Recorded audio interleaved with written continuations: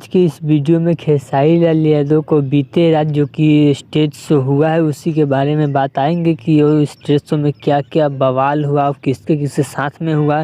तो वीडियो को पूरा फुल वॉच कीजिएगा। अगर अभी तक आप सब हमारे चैनल को सब्सक्राइब अगर नहीं किए हैं तो प्लीज़ चैनल सब्सक्राइब करें, वीडियो को लाइक करें, प्यार से कमेंट करें।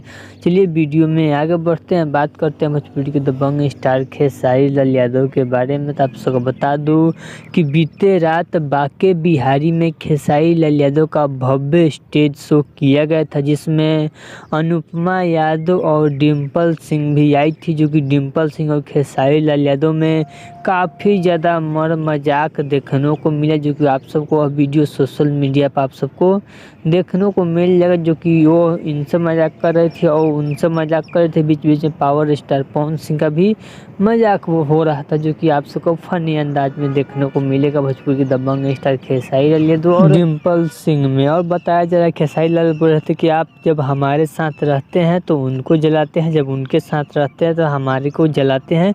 तो इसी सब बात हो रहा था स्टेज पे, जो फनी अंदाज में हो रहा, तो सीरियस नहीं लेना। चलिए अगर आप सबको वीडियो अच्छा लगा तो प्लीज़ सब्सक्राइब करें, वीडियो को लाइक करें, प्यार से कमेंट करें। चलिए मिलते हैं न्यू अपडेट के साथ। तो ओके बाय।